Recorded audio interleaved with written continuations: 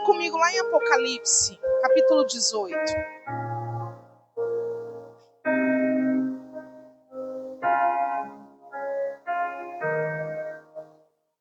Amém. Então, nós começamos falando na terça-feira passada sobre a história do cristianismo. Amém? E nós aqui dizemos acerca de como que Jesus trabalhou com os discípulos para fazer deles o embrião da sua igreja. Aleluia! Que alcançou o mundo inteiro e teve o poder de chegar até nós. Você consegue compreender isso? Como que isso é maravilhoso? Jesus começou a igreja com 12 pessoas. E essa igreja é tão poderosa que ela nos alcançou. Mais de 2000 anos depois. E vai alcançar muitos outros também. Amém? Aleluia. E aí a gente falou acerca de tudo aquilo que a igreja passou nos primeiros séculos, né? Na perseguição que o Império Romano fazia ali com os cristãos. Alguém que declarasse a sua fé em Jesus tinha que estar muito convicto daquilo que estava fazendo, porque isso significaria perder a sua própria vida, se fosse o caso. Então não era para qualquer um dizer, eu sou discípulo de Jesus.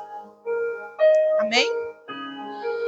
E eu quero ler Apocalipse 18, porque ele narra a queda da Babilônia. E a gente vai perceber, se a gente começar a estudar depois mais para frente, eu acredito que vai ficar bem claro para nós, Apocalipse 17 e 18. Porque o que Deus está fazendo aqui, Ele está fazendo uma prestação de contas. Tudo aquilo que a gente vem falando dessa história do cristianismo não vai ficar por isso mesmo, não vai ficar em vão. Tudo vai ter uma prestação de contas. Amém? Então olha só, Apocalipse 18, a partir do verso 1 diz assim: depois destas coisas eu vi descer do céu um outro anjo que tinha grande autoridade, e a terra foi iluminada com seu esplendor. E ele clamou com poderosa voz: caiu, caiu a grande Babilônia, e se tornou morada de demônios, guarida de todo o espírito imundo, e esconderijo de toda ave imunda e detestável, pois todas as nações beberam do vinho da sua prostituição. Os reis da terra se prostituíram com ela, e os mercadores da terra enriqueceram com abundância a sua luxúria. Ouvi outra voz do céu dizer: sai dela, povo meu, para que não sejas participantes dos seus pecados, para que não incorras nas suas pragas, pois os seus pecados se acumularam até o céu, e Deus se lembrou das iniquidades dela. Tornai a dar-lhe como ela vos tem dado. Retribuí-lhe em dobro conforme as suas obras. No cálice em que vos deu de beber, dai-lhe a ela em dobro. Quando ela se glorificou e em luxúria esteve, foi-lhe outro tanto de tormento e pranto. Diz em seu coração: estou assentada como rainha e não sou viúva, jamais verei o pranto. Portanto, num mesmo dia virão as suas pragas, a morte, o pranto e a fome. Será queimada no fogo, pois forte é o Senhor, Deus que a julga. Vamos ler só até aí. Amém? Então aqui a gente está lendo a descrição de como que vai ser uma prestação de contas que Deus vai ter com o que a Bíblia chama de a grande Babilônia. E depois, quando nós tivermos terminado todo esse ciclo de falar sobre a história do cristianismo, você vai conseguir compreender o que significa essa grande Babilônia. Amém? Por isso que eu gostaria de começar lendo esse texto. Mas, então, vamos continuar falando da história do cristianismo. Amém? E hoje, de uma maneira muito... com muito temor no meu coração, né? A gente vai estar falando um pouco sobre o cristianismo católico. Porque eu não sei você, mas já me perguntaram, por que nós não somos cristãos católicos? E eu e você, a Bíblia diz que nós precisamos saber defender o motivo da nossa fé. Não é entrar em debate com ninguém. Apesar de que os debates são importantes, mas no caso, não é de um debate para você entrar numa guerra. Mas você precisa ter muita convicção da sua fé, e para isso é necessário você conhecer a história. As coisas, até mesmo que não estão na Bíblia, mas que influenciam a nossa vida cristã até os dias de hoje. Amém? Então, nós vamos falar de um período do século III, do século IV. A gente falou até aí, né, das perseguições que aconteceram até aí. E nesse período, no ano de 324 depois de Cristo,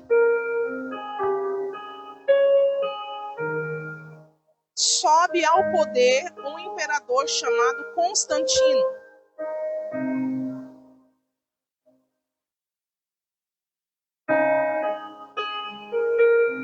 E esse imperador, por nome Constantino,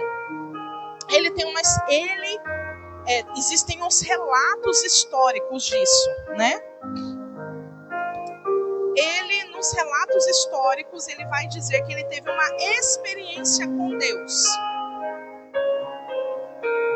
E a experiência dele era o seguinte: ele estava preparando o exército romano para entrar numa guerra, quando ele tem uma visão de uma cruz.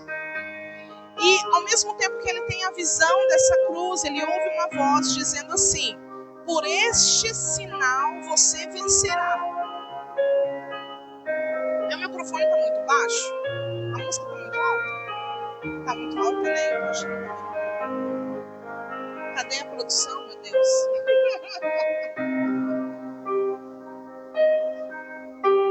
Tá bom, quando ele voltar, ele arruma. Voltando aqui, amados. Então ele teve essa experiência com Deus. Dizendo ele, né, que ele teve essa visão da cruz e uma voz que dizia: por este sinal você vencerá. O que ele faz então? Ele manda fazer a cruz como estandarte, e todo o exército passa a usar escudos que tem a cruz ali. E de uma maneira milagrosa ele acaba vencendo essa guerra. E aí então a história vai dizer que esse imperador romano se converte ao cristianismo, certo? Alguns historiadores vão dizer que isso foi uma jogada política dele. Que, na verdade, o que ele chegou a compreender? Vocês já ouviram aquele ditado que diz: se você não pode vencer, junte-se a eles? Lembra que o Império Romano vinha perseguindo os cristãos e matando muitos cristãos de várias formas. Porém, quanto mais cristãos eram mortos, mais pessoas se convertiam a Jesus.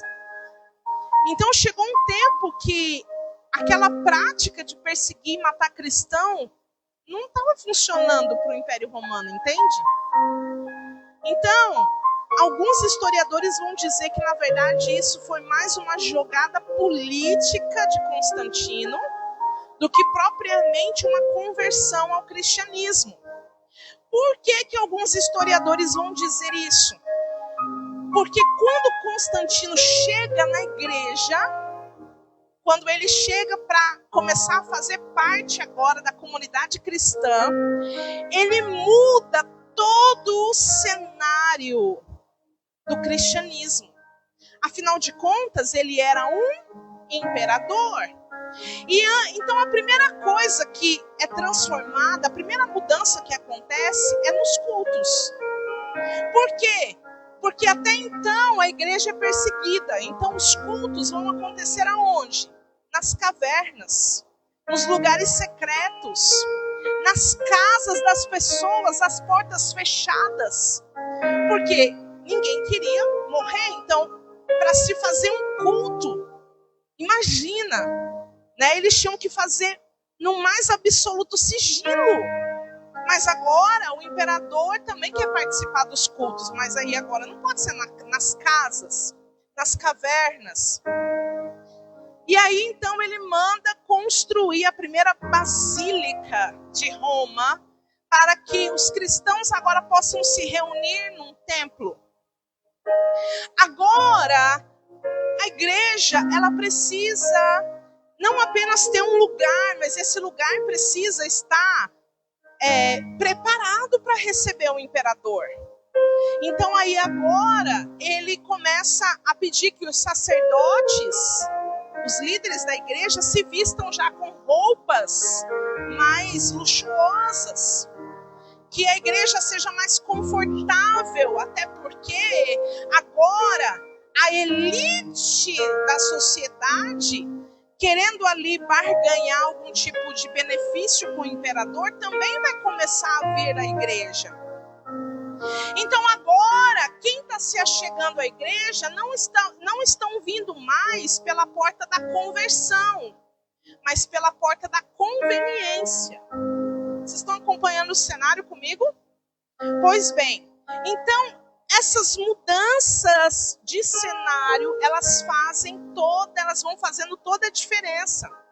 Lembra que o Império Romano, qual que é a prática deles? Eles são um povo politeísta, ou seja, eles servem vários deuses.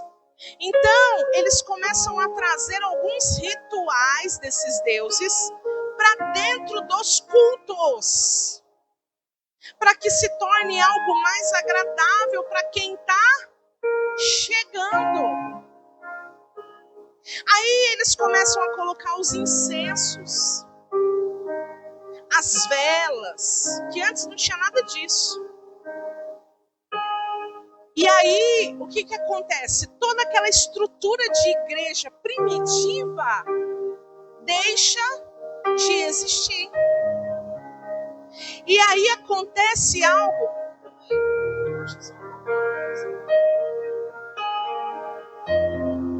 E aí acontece algo que é um ponto crucial. Por quê? Você imagina uma pessoa que é educada, que ela vive a vida inteira dela, trabalhando a sua mente para mandar, para governar, para ditar as regras. Você acha que agora ele vai chegar na igreja e ser servo de todos? É o que deveria acontecer, mas não acontece. Pelo contrário, Constantino é quem vai se tornar o comandante da igreja. Ele é quem vai começar a ditar as regras agora da igreja. Entende? Então agora os líderes não fazem mais aquilo que está na Bíblia. Essa foi a mudança mais drástica que começou a acontecer com a igreja. Porque a Bíblia deixou de ser a coluna central, a autoridade máxima do povo de Deus. E aí então, o que a Bíblia dizia ficava lá em terceiro, quarto lugar. Agora nós vamos ouvir o que o imperador tem a dizer. Afinal de contas, o que ele está trazendo para nós são melhorias. Afinal de contas, antes nós éramos um povo perseguido e morto.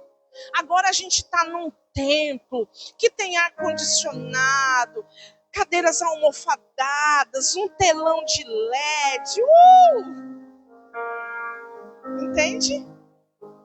Então toda essa mudança nos cultos, na estrutura da igreja, é drástico.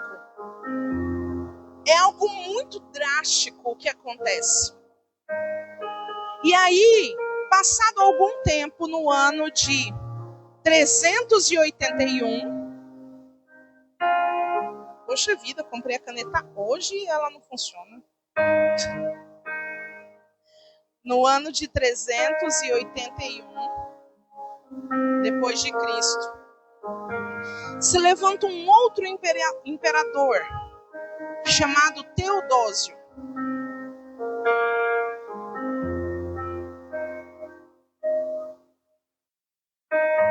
E esse imperador, ele vai oficializar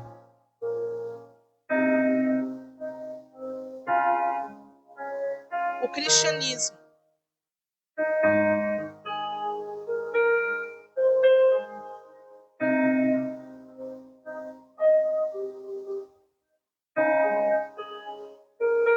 Constantino, ele fez com que a igreja deixasse de ser perseguida, tá? Porém, somente nessa data é que esse outro imperador vai oficializar o cristianismo como a religião de Roma. Estão acompanhando comigo? Então agora, ao invés dos romanos passarem a adorar outros deuses, agora é o contrário. Agora os romanos precisam se tornar católicos. Agora que nós chegamos no ponto. Vou escrever aqui uma coisa, peraí. Igreja Católica Apostólica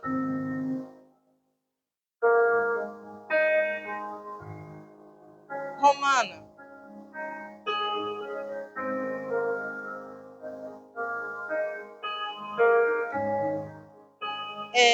Vocês se lembram quando nós lemos na profecia de Daniel as pernas de ferro?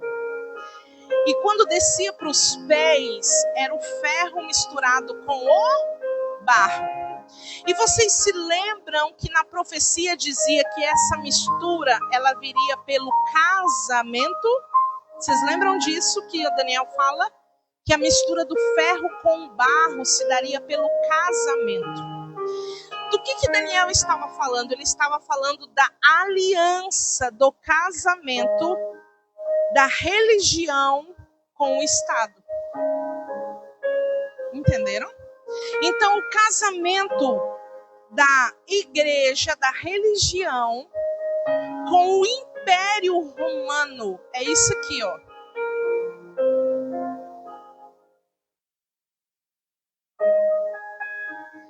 Por que a igreja, por exemplo, a palavra igreja católica, apostólica, romana é exatamente esse casamento. Por quê? Porque a palavra católica do grego, ela significa universal.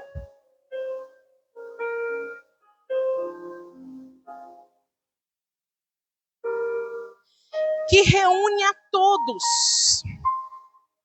Amém? Porque essa era a ideia de Jesus com a sua igreja.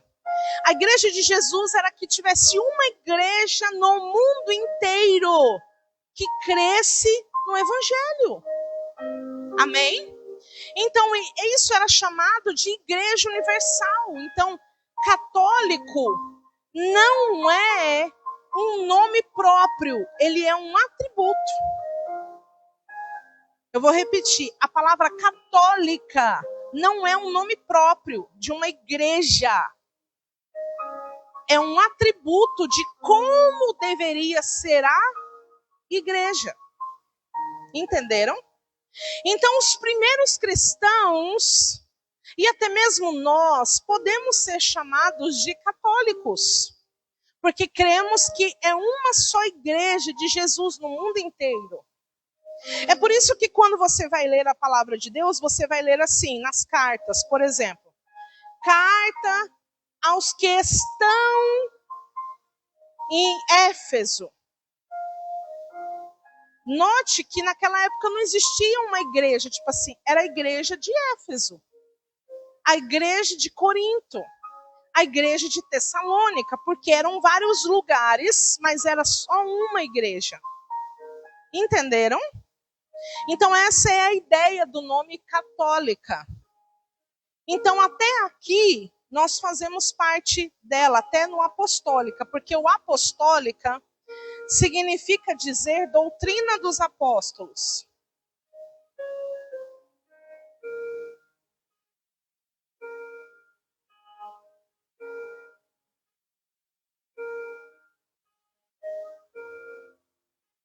Então, a palavra apostólica significa que a igreja é fundamentada na doutrina dos apóstolos. Vocês lembram que a gente leu Atos capítulo 2, versículo 42, que fala, e eles perseveravam unânimes nas orações, no partir do pão, na doutrina dos apóstolos. Então, nós também somos apostólica. O problema foi quando ela se tornou romana. Porque agora a autoridade da igreja estava em Roma. Entendeu? O Império Romano é quem tomou a autoridade da igreja em suas mãos. Entende? Então, isso aqui é o que nos difere, o fato dela ser uma igreja baseada na autoridade de Roma. E aí já não se encaixa mais com aquilo que nós cremos. Amém?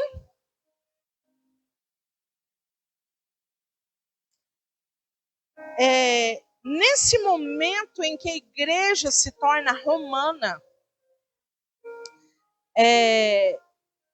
já existia a Roma ocidental, a Roma oriental, né? E o que acontece com a Roma ocidental? Em 410, acontece uma invasão lá dos bárbaros e eles acabam com o Império Romano. Porém, quem que permanece de pé? A igreja. Lembra? Agora vai começar o período dos papas. Por quê? Porque o império foi abaixo. O império não tem força mais para nada. Mas eles ainda têm um homem de autoridade, que é o Papa, que através desse eles podem governar um povo. Então é por isso que você vai ver que a partir daqui muitos papas eles vão ser reis ao mesmo tempo. Pastor, isso está na Bíblia? Não está na Bíblia, mas se você pegar a história, você identifica isso que está sendo falado aqui. Certo? Então, começa a surgir os papas. Essa palavra papa, ela significa papai, né? E eles começaram a se intitular bispo dos bispos. Eles começaram a dizer, os papas, tá? Eles começaram a dizer que eles eram um substituto de Jesus. E que as pessoas não precisavam mais ler a Bíblia, porque era algo muito complicado para elas. Elas deveriam confiar na revelação que eles estariam tendo, porque eles estavam com uma intimidade com Deus, eles tinham um relacionamento com Deus mais próximo, então Deus daria a eles a revelação e eles dariam ao povo a orientação e a direção. E o problema se agravou mais ainda. Se antes a Bíblia já não era a autoridade máxima da igreja, agora mesmo é que não vai ser. E aí nós entramos no período da Idade Média, onde a igreja entrou num declínio espiritual, morro abaixo. Porque tudo vai se tornar um jogo de poder. Afinal de contas, todo mundo queria ter algum privilégio com o Papa. Então, a gente vai ver uma enxurrada de corrupção acontecendo dentro da igreja. Tudo se torna um jogo de poder. E a verdade teológica já não era mais vinda da Bíblia, mas o que o Papa dizia era o que se acreditava ser o certo. Só que o problema... E aí eles fizeram uma coisa terrível. Eles começaram a dizer que o Papa, ele não podia falhar, ele não tinha, ele era infalível. Então ele não cometia erro nenhum. Agora você imagina, existe um ser humano, gente, que não comete erro nenhum? Então, mesmo que eles cometessem crimes, pecados, era tudo tido como algo, tipo assim, não, ninguém tem como repreender ele, afinal de contas, ele é um papa. Só que começou a acontecer coisas terríveis. Eu vou dar alguns exemplos para vocês. Por exemplo, o Papa Estevão VI, ele fez algo terrível na época. Ele desenterrou o antecessor dele, colocou as roupas papais nele, fez um desfile com ele na cidade e declarou que ele é quem tinha errado lá numa situação que tinha acontecido, e por causa disso ele é quem tinha direito de assumir o poder. E aí então ele faz essa coisa assim no meio da cidade, terrível. Outros papas, como por exemplo, o Sérgio III, ele tinha muitos rivais que estavam ali concorrendo o papado com ele. O que ele faz? Ele manda matar todo mundo. Só isso. Então, muitos outros crimes que, se a gente for relatar aqui, a gente vai ficar muito tempo falando sobre eles. Então, o que é importante a gente saber? Que nesse momento a igreja vai entrar no período de trevas mesmo. Inclusive, na história da igreja, nesse período, não se tem registro da manifestação do poder e da glória de Deus no meio do seu povo. De tão terrível que, espiritualmente falando, a igreja começou a se encontrar. Foi o período das cruzadas. Quem aqui já na aula de história lembra que foi falado das cruzadas? Eles faziam o quê? Eles diziam que era tudo em nome de Deus. Então eles iam para a guerra em nome de Deus. E teve uma das cruzadas que eles tiveram a loucura de montar o exército inteiro só com crianças. Porque eles diziam assim, as crianças são... Ai, meu Deus, esqueci o nome aqui da palavra. Puras. Então, Deus vai ter misericórdia delas. Vamos mandar elas na frente da guerra. Agora, você imagina o tanto de criança inocente que morreu. Mas eles diziam o seguinte: quem está disposto a morrer por essa causa tem os seus pecados perdoados e vai direto para o céu. Era o que eles diziam. Eles falam, foi nessa época que eles começaram a vender as indulgências. Eles precisavam arrecadar dinheiro. O Estado de Roma estava defasado. Então, o que eles vão fazer? Eles vão começar agora a vender indulgências. O que seria isso? Eles vendem a salvação para as pessoas. Você paga tanto, você pecou, quanto que você pecou? É bastante. Para você ter perdão, você vai ter que pagar tanto. Aí, se alguém da família daquela pessoa morria, comprava indulgência para aquela pessoa não ir para o purgatório.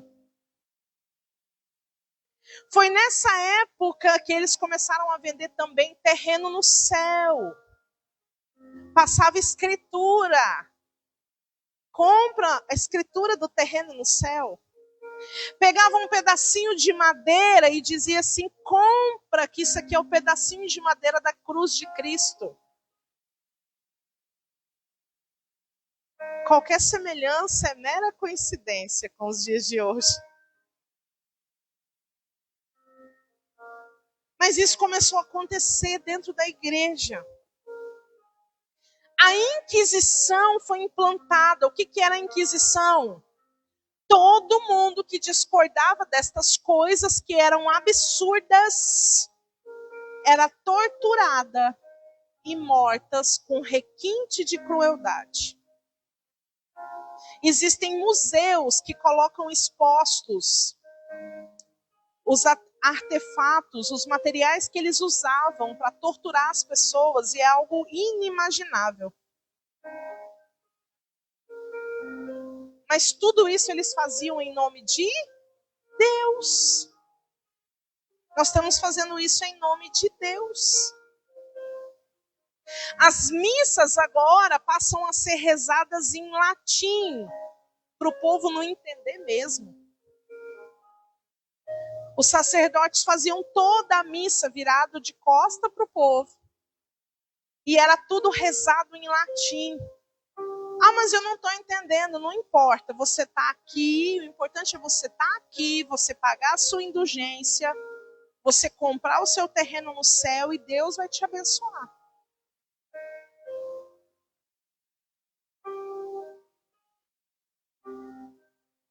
Aí, amados, depois a gente vai trazer um outro estudo falando das heresias que surgiram nessa época. Porque junto com tudo isso, como a Bíblia já não era a autoridade máxima da igreja, você imagina o tanto de heresia que não surgiu. Depois a gente vai falar de maneira separada sobre essas heresias, tá bom? Mas hoje eu quero continuar falando, na verdade, né? Sobre todo esse cenário, para que você entenda como que nós chegamos até aqui. Amém? E aí, no ano de 1546, depois de Cristo, aconteceu o Concílio de Trento. E aqui, nesse concílio, eles reuniram toda a liderança da igreja para fazer o quê?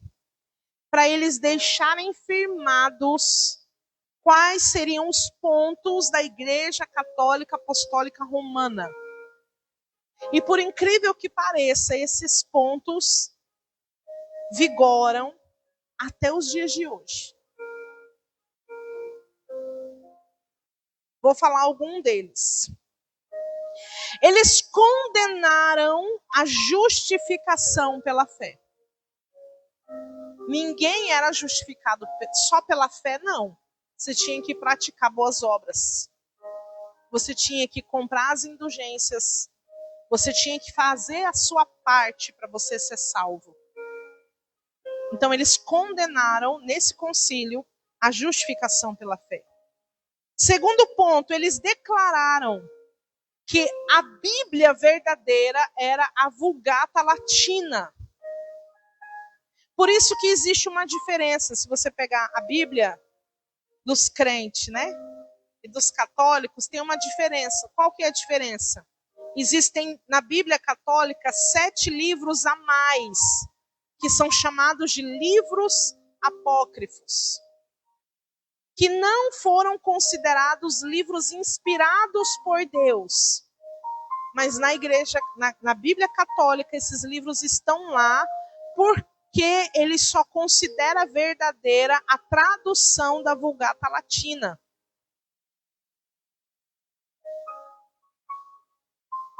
Eles oficializaram os 7 sacramentos. Quem aqui já foi católico sabe o que significa esses 7 sacramentos. Eles declararam que o casamento seria indissolúvel. Eles oficializaram o culto aos santos. Eles oficializaram a doutrina do purgatório. Você já ouviu falar sobre essa doutrina? Quem pecou não vai direto para o inferno. Fica lá na salinha de espera até alguém te libertar de lá. Ou alguém paga uma indulgência para você sair de lá, ou a intercessora de todos os homens, que no caso eles acreditam que é Maria, intercede por você e talvez ela te tire de lá. Ou você fica lá até o tempo que você tem que pagar seu pecado, depois você vai para o céu. Resumidamente falando, essa é a doutrina do purgatório. E eles oficializaram a infalibilidade papal, ou seja, o Papa não erra jamais. Uau! E nesse concílio aconteceu uma coisa muito importante. No final de tudo, eles declararam assim, ó: se alguém disser que o pecador é justificado somente pela graça, por meio da fé, que esse alguém seja anátema. Ou seja, nesse concílio, eles amaldiçoaram todo aquele que crê na justificação do pecador através da fé. Somente pela fé. Entende? Existe uma diferença. Eles acreditam que é pela fé, mas não é somente pela fé. Tem coisas a mais. Quantos estão me entendendo? Agora, eu vou falar bem rapidinho sobre algumas doutrinas católicas e o que a palavra de Deus fala sobre essas doutrinas. Amém? Amados, a gente não está aqui atacando, a gente está aqui explicando. Amém? Porque tudo isso que eu estou falando faz parte da história, não tem como ninguém mudar isso. Né? Então vamos lá. Primeira doutrina. Eles dizem que a Bíblia, ela não é só a Bíblia que é a autoridade da igreja. Eles dizem que Deus continua a se revelar até hoje. Então, eles creem assim: a Bíblia, ela não é toda a revelação. É isso que eu quero explicar.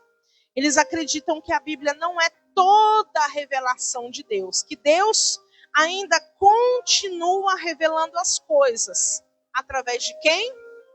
Do Papa da Igreja. Tá?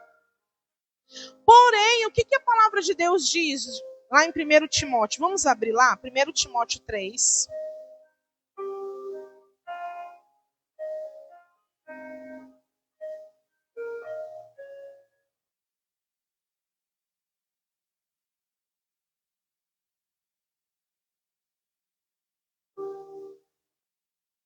Primeiro Timóteo 3, verso 16.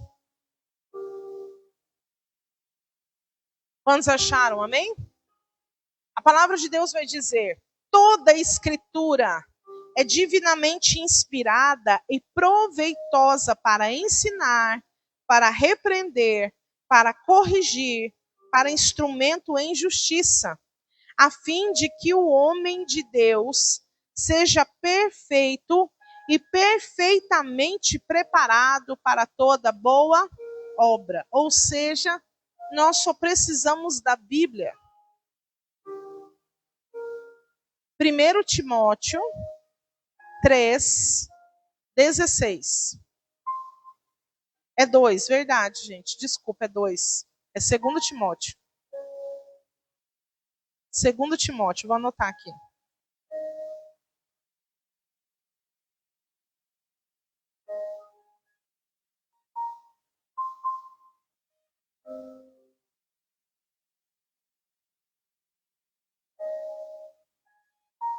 Amém?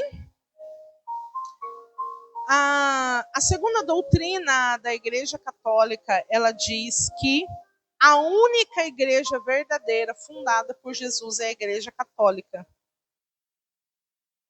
E por que nós não cremos nisso? Porque eles falam isso tendo como base de que a instituição católica é a que salva as pessoas.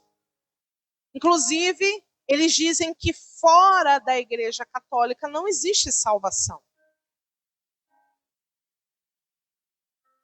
E nós não cremos que a igreja ela é uma instituição, nós cremos que a igreja é o corpo de Cristo. Amém? É um organismo vivo.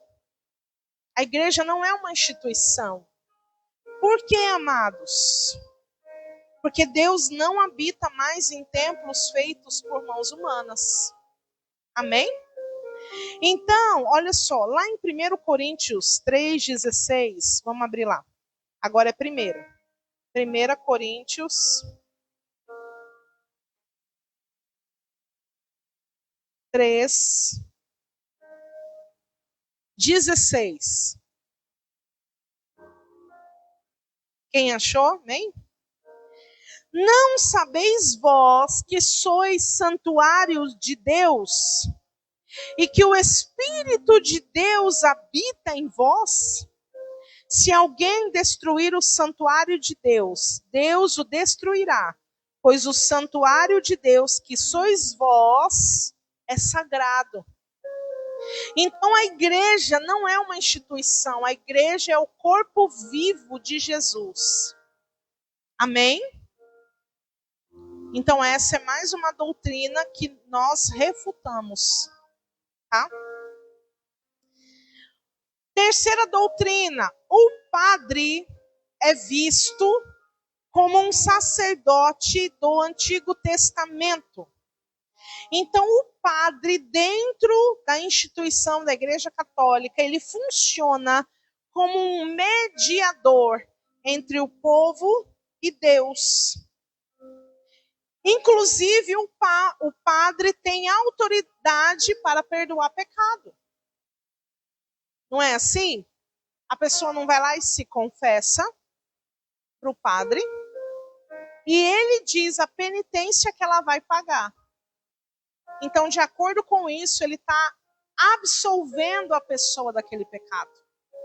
Então, eles acreditam que, da mesma forma que funcionava o sacerdote do Antigo Testamento, o padre hoje tem a mesma função, ele tem a mesma autoridade. Um outro poder que eles dão ao padre é que eles dizem que o padre tem o poder de fazer um milagre é uma palavra difícil, transubstanciação no momento da hóstia. Então eles acreditam que aquela hóstia ela recebe a substância, ela se transforma na substância do corpo e do sangue verdadeiro de Cristo. E eles acreditam que o padre é que tem o poder de fazer essa transubstanciação. Entenderam? Só que a palavra de Deus, quando ela se refere ao momento da ceia, que é o momento que nós comemos o corpo e bebemos o sangue do Senhor, Jesus fala assim, fazei isto em memória de mim, ou seja, aquilo ali é simbólico. Não tem como ser real. Não tem como aquele pão verdadeiro se tornar o corpo de Cristo. Aquilo ali é em memória. De acordo com a palavra, ele é um símbolo. Amém? Mas eles acreditam que não. Que a hóstia ela se transforma ali verdadeiramente no sangue e no corpo de Jesus. Por isso que eles dizem, não pode mastigar a hóstia. Porque você vai estar mastigando o corpo de Jesus.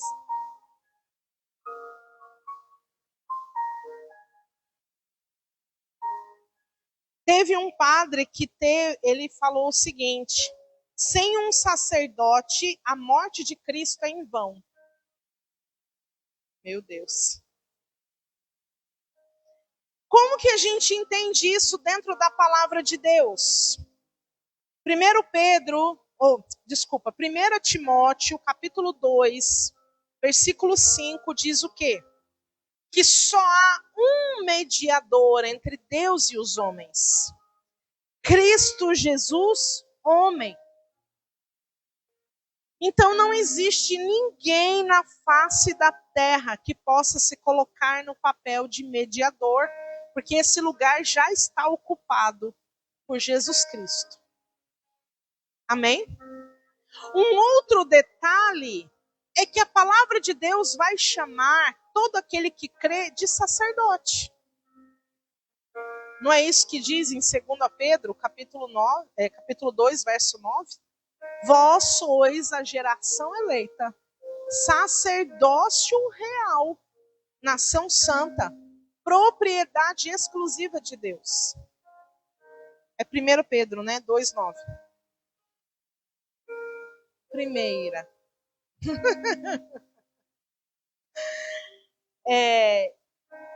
O que a palavra de Deus está dizendo? Ela está dizendo que nós hoje somos sacerdotes. Por quê? Porque o sacerdote é quem pode se achegar a Deus. E através do sacrifício de Cristo, nós podemos ter esse privilégio. Amém? Glória a Jesus. Então é mais uma doutrina que a palavra de Deus refuta. Quarta doutrina. O apóstolo Pedro foi o primeiro papa. E aí o negócio fica mais difícil de engolir. Por vários motivos. Eles dizem lá que o texto onde Jesus fala, né? Pedro, tu és pedra. Sobre esta pedra edificarás a minha igreja. Né? Então eles dizem que aquele fato que Jesus fala isso, ele está dizendo, Pedro, você vai receber a chave do céu, você que é a pedra que vai ser edificada a minha igreja. Mas isso é uma forma errada de você interpretar esse texto, porque na verdade o que Jesus está dizendo é acerca da declaração que Pedro fez. E qual foi a declaração que Pedro fez? Tu és o Cristo, o Filho do Deus vivo. Então é sobre essa declaração que a igreja está fundamentada. Amém? E as chaves do reino dos céus não foi dada a Pedro, mas foi dada à igreja. Amém? Como que a gente pode também entender que Pedro não foi o primeiro papa? Na verdade, se tivesse que ter um primeiro papa, seria mais fácil colocar Paulo. Porque Pedro, ele foi limitado na atuação da igreja, no sentido de que, depois que ele terminou de pregar para os judeus, ele não prosseguiu. Paulo é que prosseguiu e que pregou aos gentios e chegou até nós, né? Então, assim, de uma maneira mais lógica, se tivesse que ter um primeiro papa, era mais fácil ser Paulo do que Pedro.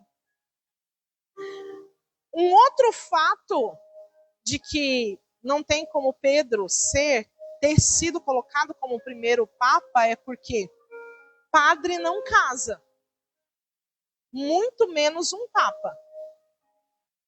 E a Bíblia diz que Pedro era casado, porque Jesus curou a sogra de Pedro. Então, se Pedro foi o primeiro papa, ele estava em pecado, porque ele tinha esposa. Então, aí já entra em total contradição com a palavra de Deus. E aí, lembra que eu falei que os papas, eles tinham a autoridade para falar como a própria boca de Deus? Então foi nesse momento em que eles começaram a implantar algumas doutrinas acerca de Maria, tá? E aí eles vão dizer que Maria é mãe de Deus, né? Só que qual que é o problema de você falar isso? É que Deus, ele não foi criado. Deus, ele é espírito, ele é eterno. Não tem como alguém ser mãe de Deus. Maria foi mãe do Jesus, homem, não do Cristo. Amém? Maria foi um instrumento nas mãos de Deus, mas ela não está num pé de igualdade da Trindade. Não está. Mas os papas, então, começaram com essas doutrinas. Maria é mãe de Deus. Maria, que é a verdadeira intercessora dos cristãos. Só que isso entra em contradição, porque a palavra de Deus diz que o Espírito Santo é que intercede por nós junto ao Pai, com gemidos inexprimíveis. E aí, eles também começaram a dizer que Maria era a rainha dos céus. Quem aqui já ouviu essa expressão? E eu vou dar para vocês um texto, não vai dar tempo da gente ler, mas eu quero que você leia esse texto na sua casa, que é Jeremias 44.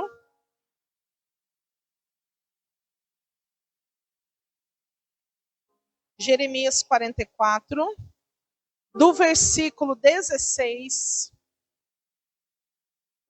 ao 25. E aí eu gostaria que você lesse esse texto.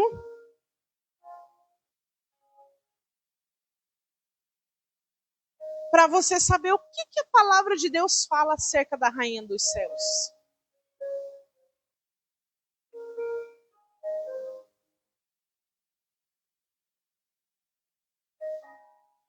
Vamos abrir Efésios capítulo 5. Efésios capítulo 5.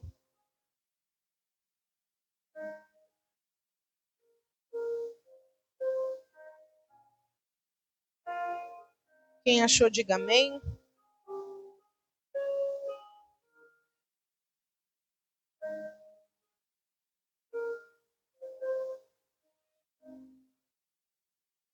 Efésios capítulo 5, verso 20.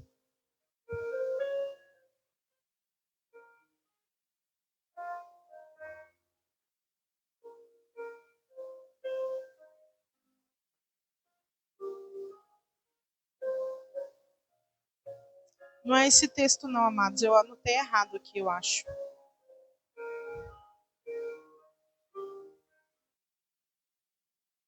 Eu acho que anotei errado.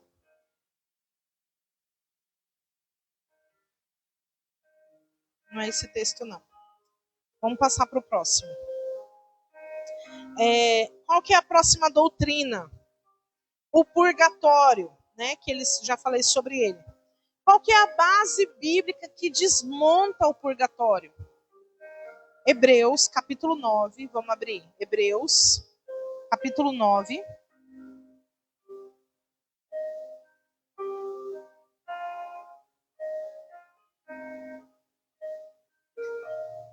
Versículo 27. Não só desmonta o purgatório, como desfaz qualquer tentativa de se crer em reencarnação. Esse texto diz assim, Hebreus capítulo 9, versículo 27. E como aos homens está ordenado morrer uma só vez, vindo depois disso o juízo. Amém? Então, o que esse texto está dizendo? Ele está dizendo assim, ó, o homem, ele vai morrer. Quantas vezes? Uma só. Então, se alguém acredita em reencarnação, esse texto bíblico já desmonta isso. E aí ele diz, morre uma vez. E depois disso está esperando só o juízo. Então não tem como ter purgatório. Certo, gente? Agora, a gente vai entrar um pouco mais profundo, que é a doutrina da adoração aos santos. Né? É tão interessante que eu fui estudar um pouco mais como que essa doutrina surgiu. Por quê? Porque a Bíblia ela está recheada de textos bíblicos que condenam completamente o você fazer uma imagem de escultura. E eu fiquei pensando, da onde que eles tiraram o argumento para se colocar essas imagens dentro das igrejas? E eu achei até interessante, porque a intenção deles, quando começou a pintar as figuras nas igrejas, a colocar as imagens de Jesus na cruz, eles começaram a dizer que isso era para evangelizar as pessoas que não sabiam ler. Então, assim como a gente faz lá na salinha das crianças, né? Que a gente traz um visual para que ela pudesse entender e compreender as histórias da Bíblia, assim também eles começaram a fazer como uma forma de evangelização. Até aí tudo bem. O problema é quando isso começou a se tornar uma adoração a essas imagens. Entende? E aí a palavra de Deus, ela nos traz uma enxurrada de textos que condenam veemente a adoração a qualquer tipo de imagem de escultura. Vou citar aqui, a gente não vai dar tempo de ler, Isaías 2:8. Eu quero ler esse texto aqui com vocês. 1 Coríntios 10. Vamos abrir lá. 1 Coríntios 10.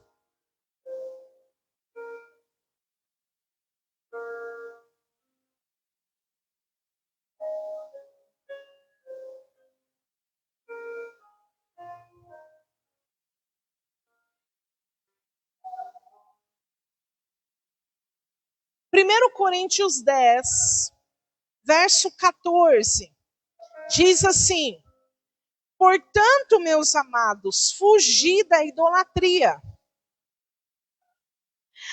Aí agora, eu quero que você leia comigo o versículo 21, que diz assim, ó: não podeis beber o cálice do Senhor e o cálice dos demônios. Não podeis ser participantes da mesa do Senhor e da mesa dos demônios. Aí eu te pergunto, por que o versículo 21 está escrito dentro de um contexto de idolatria?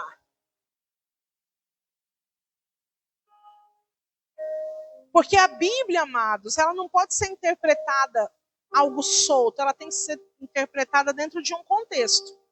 E o contexto do versículo 21 está dizendo que existe uma mesa e um cálice de demônios.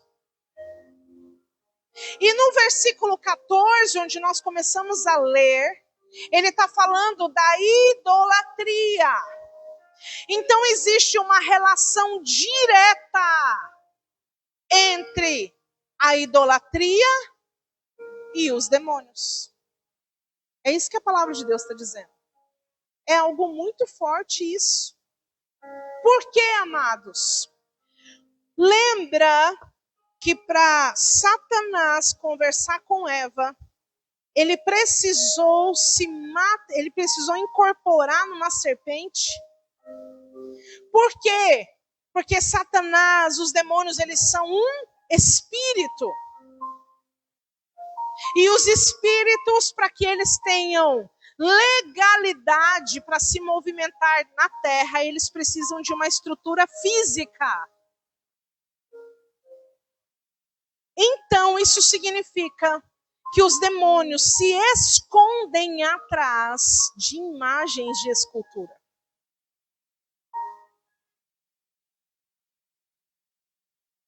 Não sou eu que estou dizendo, gente, é a Bíblia.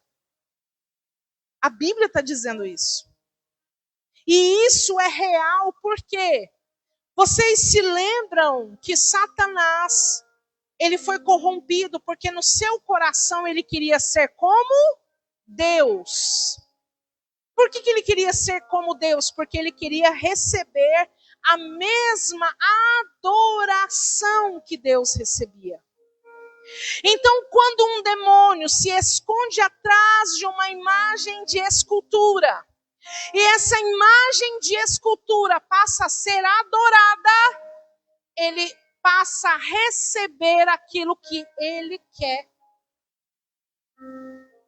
Vocês estão me entendendo? Então é algo muito sério.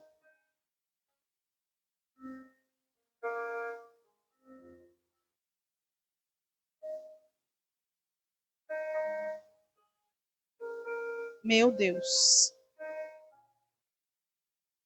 Então, quando você, por exemplo, aqui está falando de uma mesa de comidas sacrificadas a demônios. Por exemplo, quando a Bíblia diz que tudo pelo poder da oração é santificado. A Bíblia diz que quando você for comer num lugar, você não sabe a procedência daquela comida. Você não sabe quem fez, se ela fez algum tipo de consagração. Então você pode se achegar ali e orar e santificar aquela comida pelo poder da oração, amém? Porém, quando você sabe a procedência daquele alimento, é melhor que você não coma. Se você sabe que aquele alimento foi oferecido a demônios, não adianta você agora falar assim, eu vou orar e vou santificar. Não, a Bíblia está dizendo para você fugir da idolatria. Amém? Então é melhor que você não coma. É melhor que você se abstenha daquilo. Quantos estão me entendendo? Glória a Deus. E aí, vamos abrir agora Êxodo capítulo 20. Porque daí a gente já vai caminhar para o final.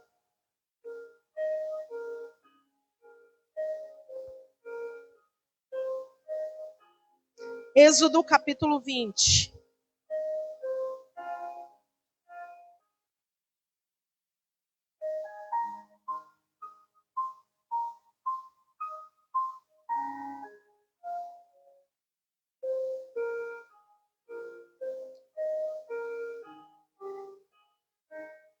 Quem aqui, por um acaso, já fez catequese, vai se lembrar vagamente do catecismo que fez e dos 10 mandamentos que você recebeu como orientação.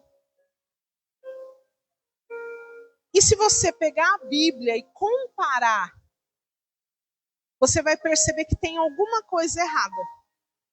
Vou te mostrar por quê. Êxodo capítulo 20.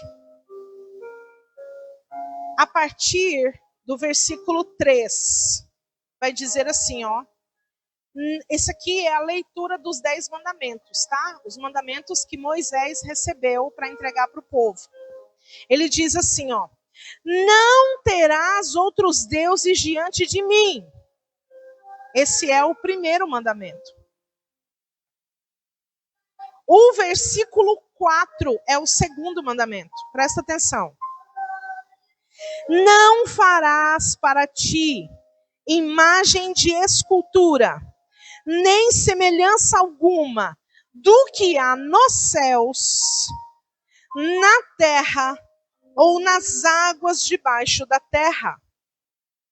Continuando esse segundo mandamento, ele vai dizer: não te curvarás a elas, nem as servirás, pois eu, o Senhor, o teu Deus, sou Deus zeloso, que visito a maldade dos pais nos filhos, até a 3ª e 4ª geração daqueles que me odeiam, mas faço misericórdia até 1000 gerações daqueles que me amam e guardam os meus mandamentos. Agora, o terceiro mandamento, agora, ó. Não tomarás o nome do Senhor teu Deus em vão, pois o Senhor não terá por inocente o que tomar o seu nome em vão. Vocês conseguiram perceber? Quando a gente faz o catecismo e a gente recebe lá a lista dos 10 mandamentos, o que acontece é que eles ocultam o segundo mandamento. Eles trazem como sendo o primeiro mandamento: amar o Senhor teu Deus de todo o teu coração, de toda a tua alma, de todo o teu entendimento. Aí o segundo mandamento que eles dizem que é: não tomarás o nome do Senhor teu Deus em vão. Mas esse não é o segundo, é o terceiro.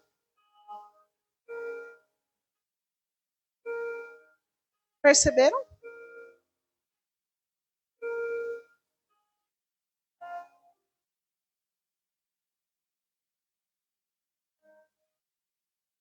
E aí, o que acontece? Pastora, mas como que acaba dando 10 mandamentos? Né? Porque lá no nono mandamento, que é: não dirá falso testemunho contra o seu...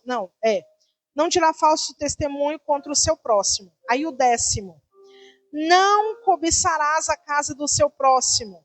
Não cobiçarás a mulher do seu próximo, nem o seu escravo, nem a sua escrava, nem o seu boi, nem o seu jumento, nem coisa alguma do seu próximo.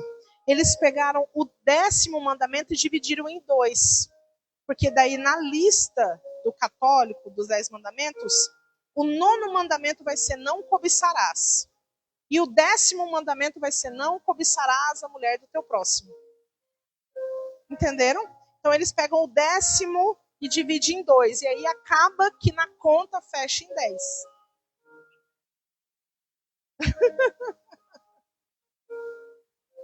Então a gente tem um problema grave com essa doutrina. Tá? Bom, vamos terminar então falando sobre a salvação.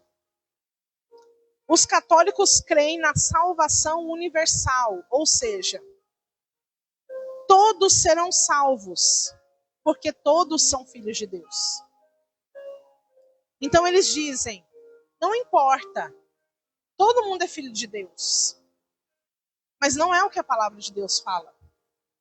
Todos nós somos criaturas de Deus, mas só se torna filho quem passa a crer em Jesus Cristo como seu único Senhor e Salvador. João, capítulo 1, versículo 12 diz. João, capítulo 1, versículo 12 diz: mas recebereis... Não. Mas a todos quanto creram, deu-lhes o poder de serem feitos filhos de Deus. Se é feito, é porque antes não era. Não é? Então, para que você seja considerado um filho de Deus, você precisa crer em Jesus Cristo. Amém? E a segunda coisa sobre a salvação é que eles acreditam que a justificação ela não é completa em Jesus. Nós temos que cooperar com Deus, praticando atos de justiça. Então, a justificação, para que alguém seja justificado, para que alguém seja um justo, não basta crer no sacrifício de Jesus. É necessário que eu pratique boas obras. Só que aí tem um problema grave, porque eu não sou salvo pelas minhas obras. A palavra de Deus fala sobre isso. Ninguém é justificado pelas obras. Amém? A palavra de Deus, inclusive, diz: para que ninguém se glorie. Pastor, onde que está isso? Efésios, capítulo 2, verso 8. Vamos ler lá?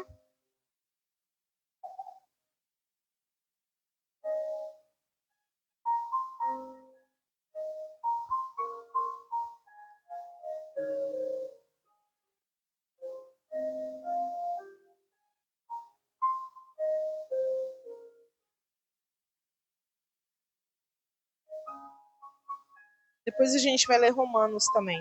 E aí a gente já vai encerrar. Efésios capítulo 2, versículo 8. Pois é pela graça que sois salvos por meio da fé. Isso não vem de vós, é dom de Deus.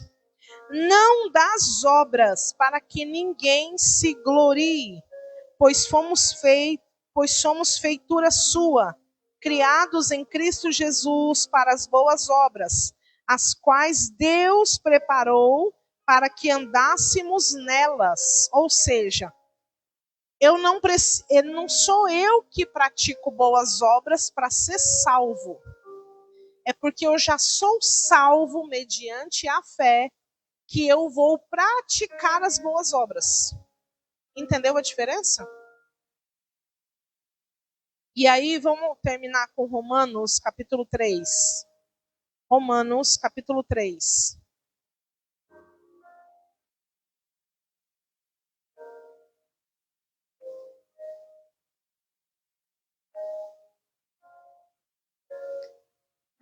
Romanos 3, 23. A partir do 23. Diz assim: pois todos pecaram e destituídos estão da glória de Deus. Vamos abrir um parêntese aqui. A Bíblia diz que absolutamente todos pecaram. E isso inclui Maria. E isso inclui os santos. Todos. Inclui os papas. Todos pecaram. E todos estão destituídos, ou seja, eles perderam a glória de Deus. Verso 24. Sendo justificados gratuitamente pela sua graça, pela redenção que há em Cristo Jesus. Deus o propôs para propiciação pela fé do seu sangue, para demonstrar a sua justiça, pela remissão dos pecados dantes cometidos sob a tolerância de Deus, para demonstração da sua justiça nesse tempo presente, para que ele seja justo e justificador daquele que tem fé em Jesus. Aleluia, glória a Deus. Então, amados, como que a salvação funciona? É assim, ó. Eu sou um pecador. O que eu deveria receber sobre mim era a ira de Deus, por causa dos meus pecados. Mas Jesus vem e no meu lugar ele recebeu a ira de Deus, porque naquela cruz o que estava sobre ele eram os nossos pecados. Amém? Então agora, quando eu creio em Jesus Cristo, a justificação que veio sobre ele, agora vem sobre a minha vida. Amém? Então eu não sou mais um pecador indigno. Agora eu sou um filho de Deus, com as minhas vestes lavadas no sangue do Cordeiro. E agora eu posso me achegar a Deus e ter comunhão com Ele e desfrutar das coisas do reino de Deus. E isso não tem preço. Isso é maravilhoso. Amém? Tudo aquilo que for além disso não é mais evangelho, porque o evangelho é isso. É eu crer em Jesus, ser salvo pelo seu precioso sangue, justificado por ele, e crer que eu tenho a salvação através disso. Porque a salvação, não há nada que eu possa fazer para recebê-la. Porque ela vem de Deus. Foi Deus quem promoveu a salvação para mim e para você. Amém? Glória a Deus. Então, amados, por que a gente precisou falar de tudo isso? Para que você pudesse entender as cenas do próximo capítulo. Porque as cenas do próximo capítulo é qual? É a reforma protestante. Homens que foram levantados por Deus para dizer, tá tudo errado. A gente precisa começar de novo. Vamos fazer algo diferente disso que está sendo feito, porque isso não está agradando a Deus. Então a reforma protestante, ela veio para isso, para mudar o rumo, para mudar o curso das coisas.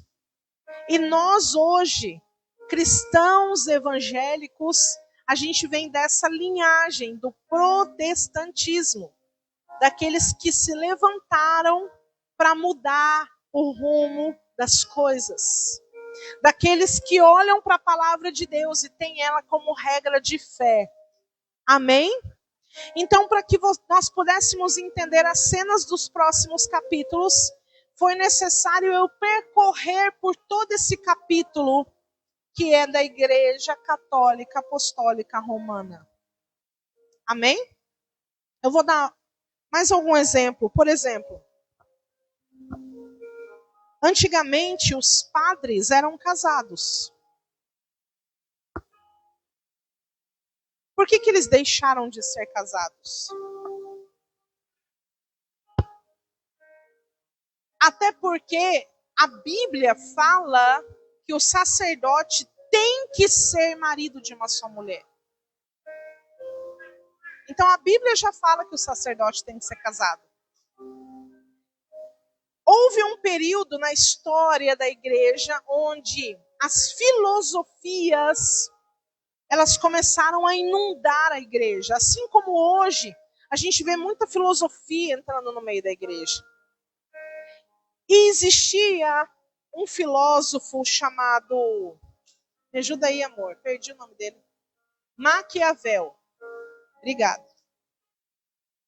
E esse filósofo, ele pregava o seguinte, ele dizia assim, olha, a única certeza que a gente tem é do que a gente está vivendo agora. A gente não sabe, depois que a gente morre, ninguém sabe, ninguém voltou para dizer como que é lá depois da morte. Então vamos aproveitar o que a gente puder aproveitar aqui e agora. Então, o que você tiver vontade de fazer, faça. Seja feliz. Faça tudo que te der na telha. Não é um pouco diferente do que a gente ouve hoje, né? Faça o que o seu coração mandar. Seu coração é o seu guia. E ele começou a dizer o seguinte, olha, acumule riquezas.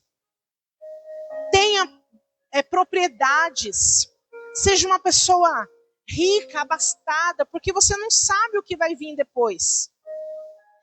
E ele chegou ao cúmulo de dizer que uma pessoa deveria sofrer mais pela perda de um bem material do que a perda do próprio pai. Então, se o pai chegasse a morrer, não precisava chorar por ele não, mas se você perdesse uma propriedade, um bem... E a Igreja Católica, lembra que eu falei sobre a riqueza entrando dentro da igreja? Lembra? A Igreja Católica sempre foi uma igreja muito rica. E essa riqueza da igreja estava no nome de quem? Dos padres. Só que os padres, quando morriam, os padres casados, logicamente que os bens da igreja acabavam passando para as esposas e para os filhos. E eles perceberam, peraí, o patrimônio da igreja vai ser dissolvido. Então nós precisamos dar um jeito nisso. Então, ao invés de termos sacerdotes casados, vamos dizer que é pecado. Porque dessa maneira, mesmo que um padre venha a morrer, o patrimônio continua sendo da igreja. Então, aqueles que eram casados e que queriam permanecer sendo padres, tiveram que se divorciar de suas esposas e abandonar a sua família. E aqueles que ainda não eram casados estavam proibidos de constituir família.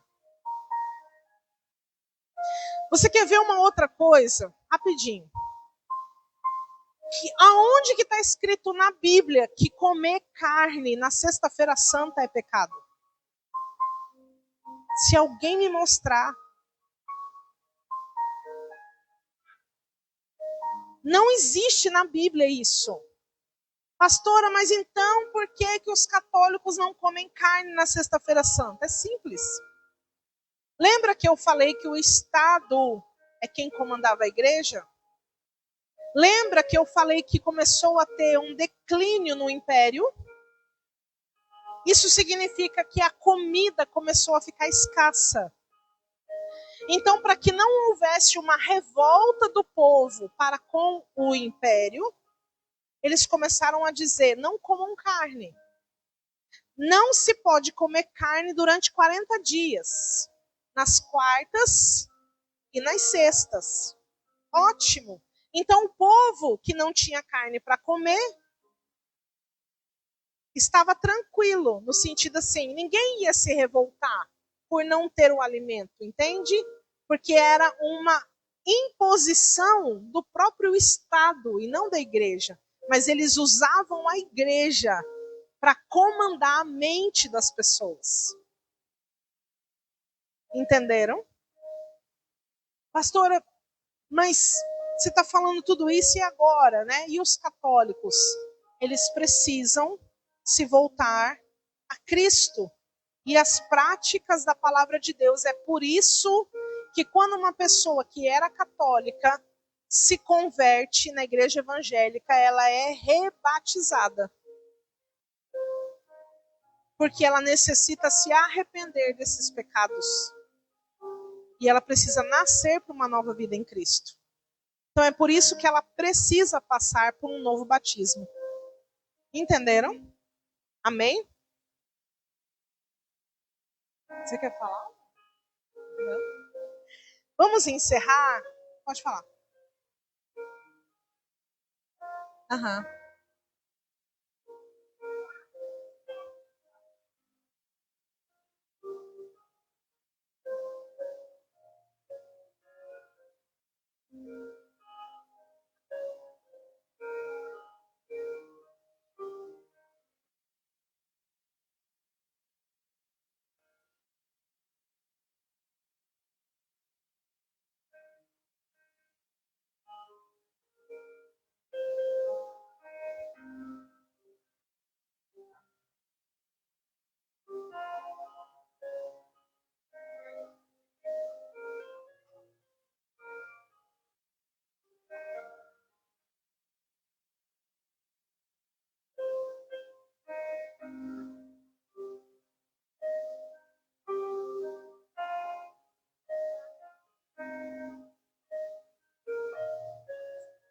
É por isso que a gente vai ver na Reforma Protestante que os pilares da Reforma Protestante eram exatamente esse. Somente a Escritura, somente Cristo, né? Os pilares da Reforma Protestante era exatamente esse.